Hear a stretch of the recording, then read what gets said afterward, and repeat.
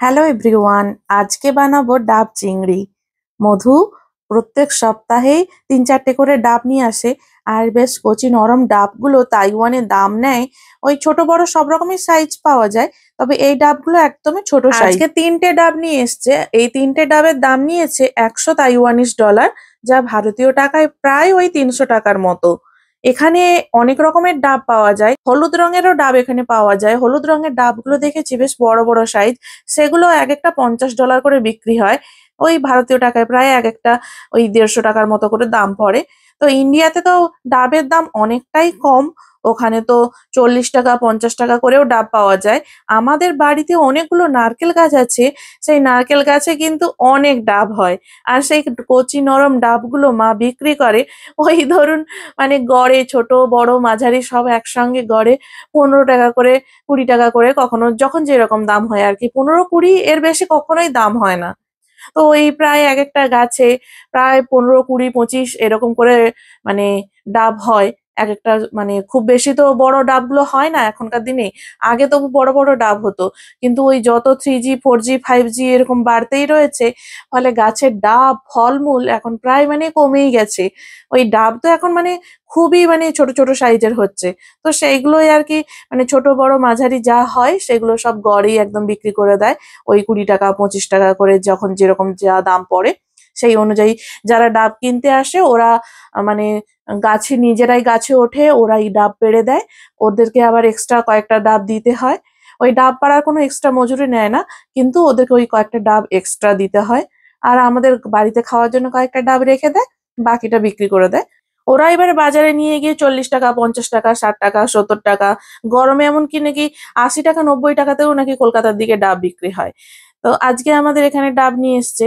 ডাবের দামটা মানে এই গরমকালে হিসাব করে দেখতে গেলে ইন্ডিয়ার মতোই দাম পড়ে। একটু ছোট সাইজ। তো এগুলোর বেশ ভালোই জল আছে। সকালবেলা কেটেছিল। তো জলটা খাওয়ার পর রেখে দিয়েছি। মধুকে বলেছিলাম যে আমি চিংড়ি মাছ দিয়ে একটু ডাব চিংড়ি বানাবো। কিন্তু ও তো ডাবের ওপরে খোসাগুলো রাখতেই ভুলে গেছে। ফলে ওই ডাবের খোসা ফেলে দেওয়া হয়েছে। আর এখন আমি কি করব, কিছু না পেয়ে আমি ওই ডাবের নিচের দিকটা একটু কাটতে বলে দিয়েছি। নিচের দিকটা কেটে যাতে করে ডাবটা সুন্দর করে বসানো যায়, ওই নিচের অংশটা দিয়ে ওপরে ঢাকনা দিয়ে দেব। আর তার জন্য একটু আটা মেখে রেখে দিয়েছি, যাতে করে ওই ডাব চিংড়িটা ভরে দেওয়ার পর তারপরে ওই ডাবের মুখে ঢাকনাটা বসিয়ে ওই আটা দিয়ে একদম মুখটা বন্ধ করে দেওয়া যায়। আর এই সর্ষেগুলো আমরা ইন্ডিয়া থেকেই নিয়ে এসেছিলাম। এবছর অনেকটা পরিমাণ গোটা গরম মসলা, সর্ষে, তেজপাতা, পাঁচফোড়ন, কালো জিরে এগুলো সব নিয়ে এসেছি।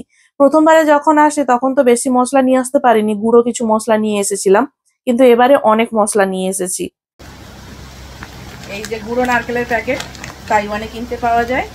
আমাদেরকে কষ্ট করে নারকেল ছাড়াতেও হয় না, কুটতেও হয় না, একদম প্যাকেট কিনতে পাওয়া যায়। এই যে এই প্যাকেটগুলো ৫০০ গ্রাম করে থাকে। এই এক প্যাকেট হলে অনেক কিছু বানানো যায়, অনেক দিন হয়ে যায়। তো ২-৩ প্যাকেট আছে। এই প্যাকেটটা অর্ধেক খাওয়া হয়ে গেছে, এখনো অর্ধেকটা রয়েছে। এটা দিয়ে আর কি বানাবো। নারকেলের গুঁড়ো। আমার মাম্মা বলছে কি কি এটা একটু জল দিয়ে বেটে নেবো। এটা এমনিতেই একদম ড্রাই নারকেলের পুরো, একদম শুকনো থাকে, একটু জল দিয়ে বাটতে হবে। আর আমি এই নারকেলটা খেতে খুব পছন্দ করি। এইটা দিয়েই আমি পাটিসাপটা বানাই, দুধ পুলি পিঠে বানাই। আমার নারকেলটা এতটা পছন্দ, আমি যে কোনো খাবার দাবার মানে বিশেষ করে এই যে একটু লাউয়ের তরকারি, চিংড়ি মাছ দিয়ে লাউ দিয়ে এই নারকেল দিয়ে বানাতে দারুণ লাগে, খেতে দারুণ লাগে। তো এই জন্য আমি নারকেলের কুড়োটা বেশি করে কিনে রাখি। এটা এখন জল দিয়ে বেটে নেব। আমি পেঁয়াজ আদা রসুন আগেই পেস্ট করে রেখে দিয়েছি। আর এখন সর্ষে আর একটু নারকেল দিয়ে বাদাম একটু দিচ্ছি, দিয়ে পেস্ট করে নেব। আর অনেকদিন পর ডাব চিংড়ি মানে বানাচ্ছি বলতে গেলে। আমি কখনোই এর আগে নিজে ডাব চিংড়ি বানাইনি। তো এটা আমার জীবনে প্রথম আমি ডাব চিংড়ি বানাচ্ছি। আর বাড়িতে চিংড়ি মাছের মালাইকারি, চিংড়ি মাছের অনেক রকমের রেসিপি করে খেয়েছি, কিন্তু ডাব চিংড়ি কখনোই বানানো হয়ে ওঠেনি। তো ব্লেন্ডারে এখন সব মশলা ব্লেন্ড করে নিয়েছি। মামার ছোট ব্লেন্ডার যেটা ওর খাবার বানাই, ওটাতে কিছুটা ব্লেন্ড করলাম। দেখলাম যে ব্লেন্ডারে ঠিক মতো ব্লেন্ড হচ্ছে না, সর্ষের দানাগুলো গলে গলে যাচ্ছে, ফলে মানে ঠিক মতো গলতে মানে পেস্ট হচ্ছে না। তাই জন্য বড় একটা ব্লেন্ডারে দিলাম, তাতেও দেখলাম যে একই অবস্থা। মানে ওই সর্ষের দানাগুলো তো ছোট ছোট, তো ওই ব্লেন্ডারের যে ব্লেড গুলোর ফাঁক দিয়ে দিয়ে গলে গলে যায়। তো মোটামুটি কিছুটা পেস্ট হয়েছে। সেইটাই এখন আমি সব মশলার সঙ্গে দিয়ে দিচ্ছি। আগে পেঁয়াজ আদা রসুনটা কিছুটা কষে নিয়েছি, এখন আমি এর মধ্যে বাদাম বাটা আর এই সর্ষের পেস্টটা দিয়ে দিয়েছি। তাইওয়ানে তো পোস্ত নিয়ে আসা যায় না, পোস্ত একদমই এই দেশে ব্যান্ড। তো এই দেশে পোস্ত নিয়ে আসছে অনেকে লুকিয়ে লুকিয়ে নিয়ে আসে, আর ধরলে কিন্তু অনেক টাকা জরিমানা হয়ে যায়।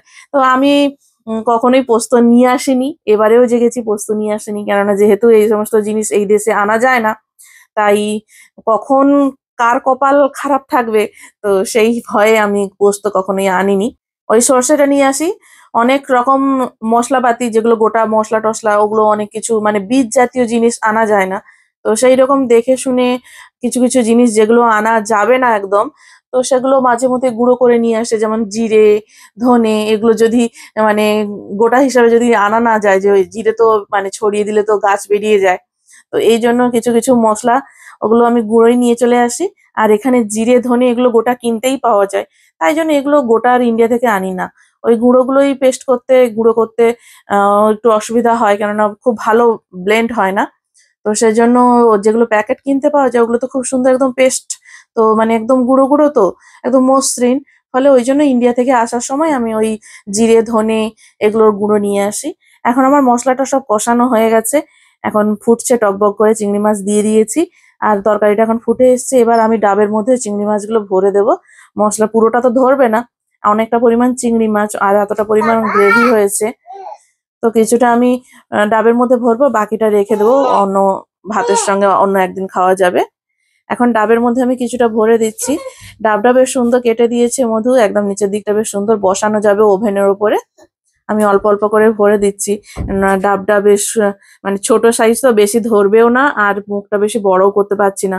এখন চিংড়ি মাছগুলো সব আমি ভরে দিচ্ছি, আর এদিকে মধু ও কিছু সবজি কেটে দিচ্ছে। আমি ভাবলাম যে একটু চিংড়ি মাছের সঙ্গে একটু আলু ভাজা খাবো, তাই ওকে একটু গোল গোল করে আলু কেটে দিতে বলেছি, আলু ভাজা করব।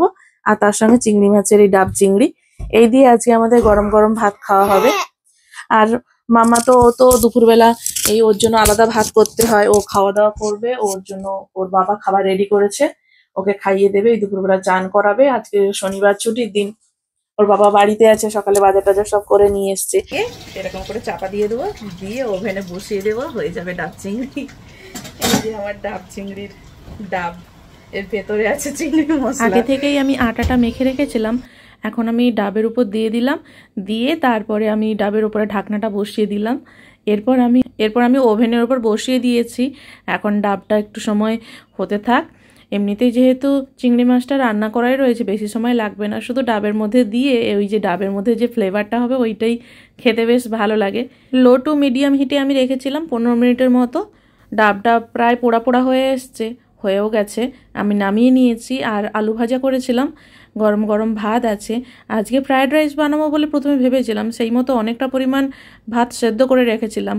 তো এতবেলা তো দেখলাম গাজর নেই, গাজরটা বিকেলবেলা আনতে হবে, বাইরে বৃষ্টিও পড়ছে, এই জন্য আর আজকে এতবেলা ফ্রায়েড রাইস করবো না, শুধু সাদা ভাত দিয়ে আলু ভাজা দিয়ে আর এই চিংড়ি মাছ দিয়ে খাওয়া হয়ে যাবে। সন্ধ্যাবেলা তখন গাজর নিয়ে এলে তারপর ফ্রায়েড রাইস বানাবো। এখন গরম গরম ভাতে এই চিংড়ি মাছ দিয়ে খেতে বেশ দারুণ লাগবে। আর এর ফ্লেভারটাই এত সুন্দর হয়েছে, গন্ধটাই পুরো একদম ভরে গেছে, পুরো ডাবের একটা ফ্লেভারটা মিশেছে, আর মানে ঢাকনাটা খোলার সাথে সাথেই এতটা সুন্দর গন্ধ। ডাব চিংড়ি আমি প্রথমবার বানালাম, খুব সুন্দর হয়েছে।